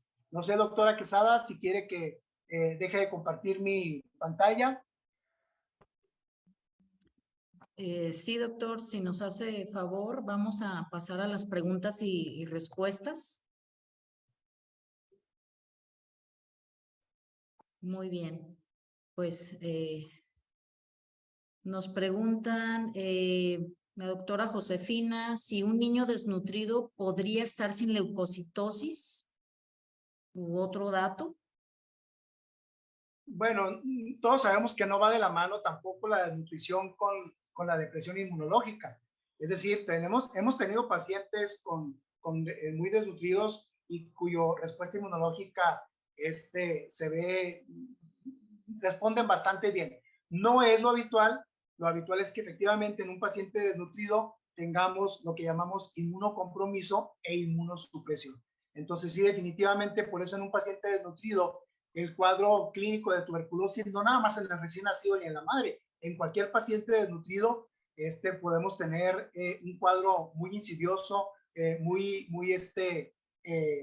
diferente a lo que habitualmente vemos, como es el paciente con VIH, por ejemplo. Son pacientes que incluso la radiografía no se ve muy afectada, el cuadro es atípico, No pensamos muy frecuentemente en esta patología. Sí, definitivamente lo habitual es que en el paciente desnutrido también hay alteraciones muy importantes a nivel inmunológico. Muy bien. María Gabriela nos pregunta qué tan frecuente se pueden encontrar los nódulos pulmonares en la TAC de tórax. Bueno, generalmente los podemos ver de primera instancia en la radiografía de tórax. Por eso decía yo ahorita que la radiografía es el estándar de oro para sospecha de tuberculosis pulmonar. Sin embargo, qué bueno que menciona la tomografía. ¿Por qué? Porque como vimos en algunas radiografías que presentamos ahí, vemos un patrón miliar y detrás del patrón miliar, en la paciente que presentamos, la jovencita de 21 años, en los ápices se ven unas imágenes que sugieren la posibilidad de una caverna. Y vemos algunas imágenes también que parecen imágenes compuestas, pero cuando ya vemos la tomografía, vemos francamente las cavernas y francamente los granulomas que se ven en la tomografía. Entonces, definitivamente, si tenemos la oportunidad de tomar una tomografía de alta resolución en un paciente con sospecha de tuberculosis pulmonar, hay que hacerla porque nos ayuda para varias razones. Una, para detectar imágenes que no alcanzamos a ver en la radiografía de tórax. Y número dos, porque nos puede servir para pronóstico del tratamiento, porque si es una tuberculosis cavitaria, pues ya la consideramos como una tuberculosis grave, por lo tanto el tratamiento no va a ser de 6 meses, sino se va a extender hasta 1 año de duración. Muy bien. El doctor Fabián de los Santos nos comenta que él durante su residencia tuvo un caso de SDR en un neonato y que finalmente falleció, pero el reporte de anátomo patológico fue de una TB, una biopsia pulmonar. Y nos Sí, pregunta qué tan frecuente es este cuadro del SDR en neonatos para diferenciarlo de la TB pulmonar. Sí, pues lo comentamos ahorita, ¿no? La tuberculosis por sí sola se le conoce como la gran simuladora. Y ya lo dijimos, hay síntomas que pueden sugerir la posibilidad, pero no son patognomónicos de tuberculosis. Y obviamente cuando vemos una radiografía en vidrio esmerilado, que puede ser precisamente una membrana hialina, también puede ser de tuberculosis. Entonces, pues, por ende, nuestro principal factor diagnóstico de tuberculosis es el antecedente de si la mamá tuvo tuberculosis durante el embarazo o antes, o si la mamá fue contacto de una persona cercana a ella con diagnóstico de tuberculosis, lo que se conoce como COMBE. COMBE significa que una persona tuvo contacto con otra diagnosticada bacteriológicamente con tuberculosis. La historia de COMBE, luego la platicaremos, pero habla de unos fisiólogos ingleses que de ahí se apellidaban Combe y de ahí viene la historia de por qué se conocieron como Combe. Pero ahorita no es el momento de platicarlo. Cuando me inviten de nuevo, platicaremos acerca de esa historia. Muy bien, ya lo invitaremos, doctora, a las sesiones del colegio. La doctora Belinda nos pregunta qué protocolo seguir en caso de un recién nacido que recibe BCG, pero que no sucedieron las fases después de su aplicación, es decir, no dejó cicatriz.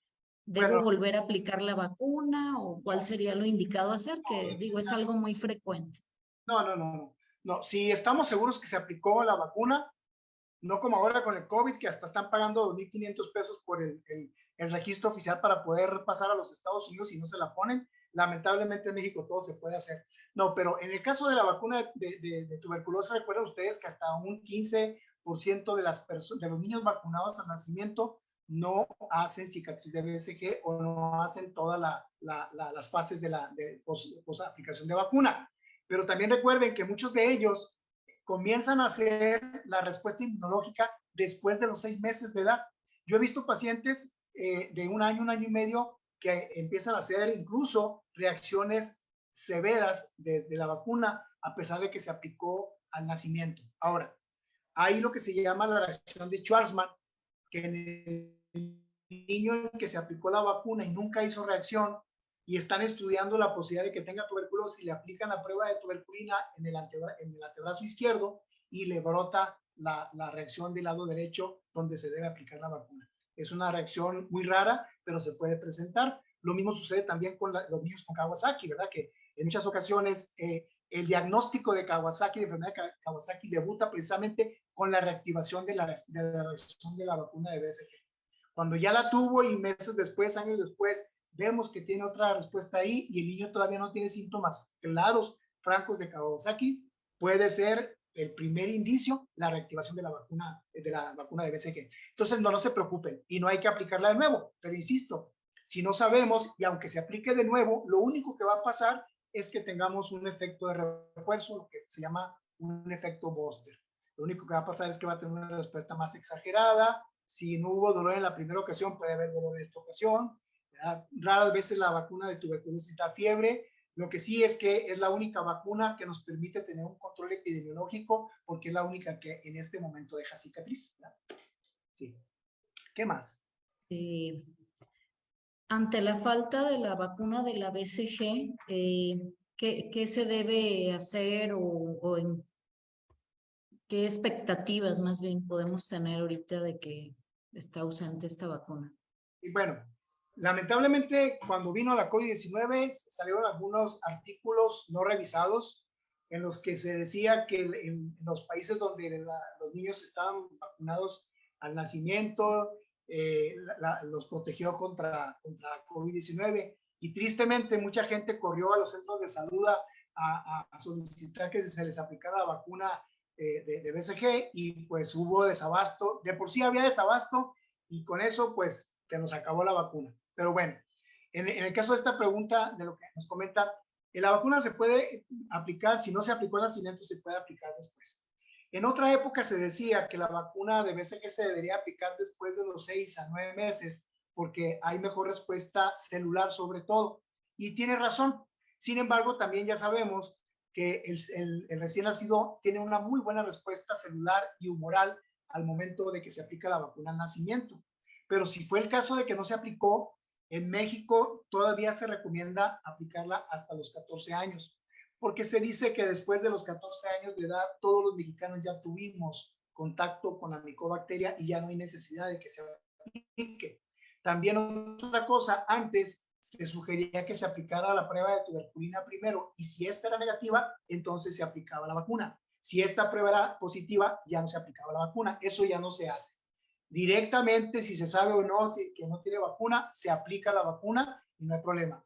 Una de las prácticas, sobre todo en el norte del país, muy frecuentes, es que la Academia Americana de Pediatría no recomienda al nacimiento de forma rutinaria en su programa de vacunación la aplicación de vacuna de tuberculosis. Y por eso es que muchos pediatras norteños que se creen gringos, pues también recomendaban no aplicar acá en México. Y ya volvemos a insistir, la vacuna antes se pensaba que no rompía la cadena de la transmisión, ya sabemos que hasta un 20% evita que una persona se infecte del bacilo. También ya sabemos que además de que evita formas graves, hasta un 50% de los pacientes en estos últimos estudios que se hicieron también evitaron formas pulmonares o formas leves de tuberculosis. Muy bien. En caso de un recién nacido hospitalizado, hijo de madre con tuberculosis activa, ¿debe de manejarse con aislamiento respiratorio? Bueno, si la mamá se sabe que está con tuberculosis, está bajo tratamiento, ya tiene al menos 3 o 4 semanas de tratamiento directamente observado, sabemos que el 90% de la población basilar se elimina con tratamiento en los primeros 10 a 14 días. Por eso es el momento en que sí debe estar aislada la persona con tuberculosis las primeras 2 a 3 semanas. Después de ese tiempo, si está hospitalizada porque ya va a dar a luz o porque le van a hacer su cesárea y llevó un tratamiento adecuado, aunque haya tenido tuberculosis, pero ya tiene más de 2 meses de tratamiento y sus cultivos de control ya fueron negativos, es muy seguro que esa paciente no requiera de estar aislada de ninguna manera, ¿sí? Contrario, si es una persona que de forma intrahospitalaria llegó porque hay datos que sugieran la posibilidad y tiene síntomas y le tomamos una baciloscopía y sale positiva la baciloscopía, le tomamos el GeneXpert y el GeneXpert me sale positivo, pues ahí sí, de todas, esa persona, esa mujercita debe estar aislada del resto de los pacientes de la sala. Muy bien. Doctor, en un bebé con madre con TB y sospecha en el bebé, ¿se debe iniciar tratamiento? En el Y si la caso, BCG se administra al final del tratamiento, es la pregunta. bueno, como decíamos ahorita, si la mujer se diagnosticó y está bajo tratamiento y tiene poco tiempo de tratamiento al final del embarazo, al momento de que nace el niño se le debe dar el tratamiento al niño al menos 3 meses. Si se sabe que el niño no evoluciona y no tiene más datos y la mamá terminó el tratamiento, a ambos se concluye con el tratamiento. Si al niño le dio tuberculosis, pues ya generó una respuesta inmunológica natural. Entonces, por ende, pues no sería necesario aplicar la vacuna de tuberculosis, ¿sí? Pero hay que recordar que hay 12 cepas, hay 12 tipos de cepas que provocan tuberculosis en el ser humano. Una de las cepas que puede provocar tuberculosis en los niños es la de la vacuna BCG, es decir, Mycobacterium bovis BCG. Por lo tanto, pues tampoco le va a hacer daño que le apliquen después la vacuna. Ahora, es un niño que ya sabemos que la mamá tiene tuberculosis y que está terminando el tratamiento antes del embarazo, nace el niño, en el niño hay que darle un tratamiento preventivo, ¿sí? Por 3 meses. A los 3 meses se le toma una prueba de tuberculina. Lo recomendable es que sea después de los 6 meses las pruebas de tuberculina, pero se le puede tomar a los 3 meses. Si esa prueba de tuberculina es negativa en el niño, estando con tratamiento preventivo, el médico, el clínico debe decidir si suspende el tratamiento preventivo y aplica la vacuna de tuberculosis. O en su defecto, si se siente este clínico un poco inseguro y concluye los 6 meses de tratamiento preventivo con isoniazida, hasta que no terminemos el tratamiento preventivo, se puede aplicar la vacuna de tuberculosis, la BCG.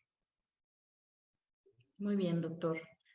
Pues no nos queda más que felicitarlo por su gran aportación académica, su excelente plática y bueno, desde luego que la valiosa aportación y la reflexión sobre todo que nos hace acerca de la tuberculosis neonatal.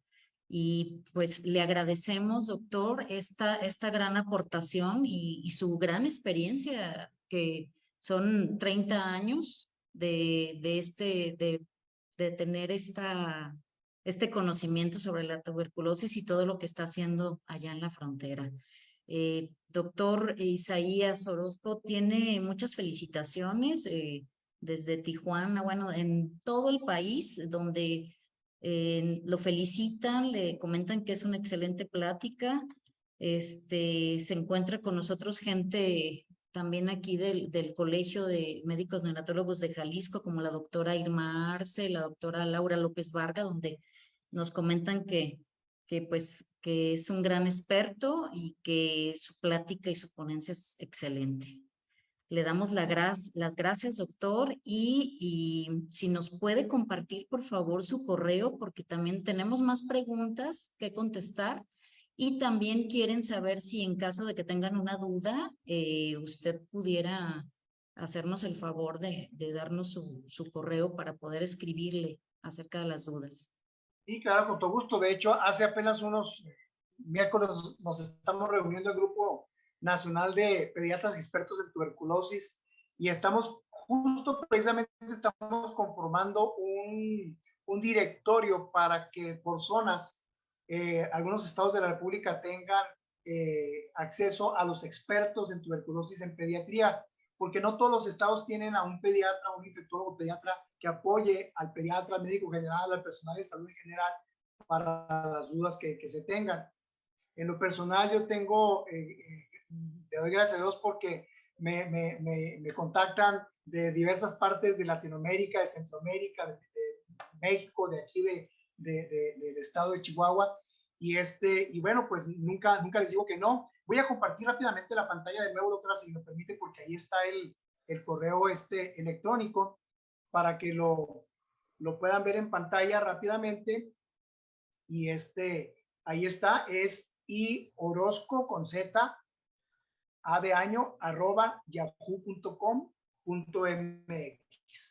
Entonces, pues ahí tenemos ciertas materiales que con todo gusto, si quieren, luego les puedo hacer llegar. La edición más nueva de mi libro no se las puedo hacer llegar porque está en venta todavía y hay un compromiso con Amazon, que es donde lo pueden adquirir, pero si alguno quiere la edición anterior, que es la 2017, la anterior al 2020, con todo gusto se las hago llegar tanto en inglés como en español está la versión, y estamos trabajando para el 2023, ojalá y la Federación Nacional de Neonatólogos de México participara también con algún capítulo en este libro, en esta nueva edición del 2023. Ya veo que se conectó mi buen amigo Moisés Quiles, entonces ahí está. Yo encantado de la vida, de verdad, gracias, porque yo como Vicente Fernández, mientras sigan aplaudiendo, yo sigo cantando. A mí me encanta la enseñanza y pues cualquier pregunta que tengan y no se pudo contestar durante este momento, con todo gusto la pueden hacer llegar a mi correo electrónico. Incluso si luego quieren por vía correo electrónico hacerlo por vía telefónica, nos podemos pasar el número telefónico por ese mismo medio, ¿verdad? Para la seguridad que nos da también de no en un foro abierto que después ande el teléfono por todos lados, ¿verdad? Pero gracias, Moisés, gracias, doctora Quesada, gracias a la Federación Nacional de Neonatología de México y al Colegio de Neonatólogos del Estado de Jalisco. Muchas gracias. Muchas gracias, doctor, y le agradecemos infinitamente sus conocimientos. Y vamos a ceder la palabra para cerrar el webinar número 98 a nuestro gran amigo y presidente, el doctor Moisés Quiles Corona. Gracias a todos.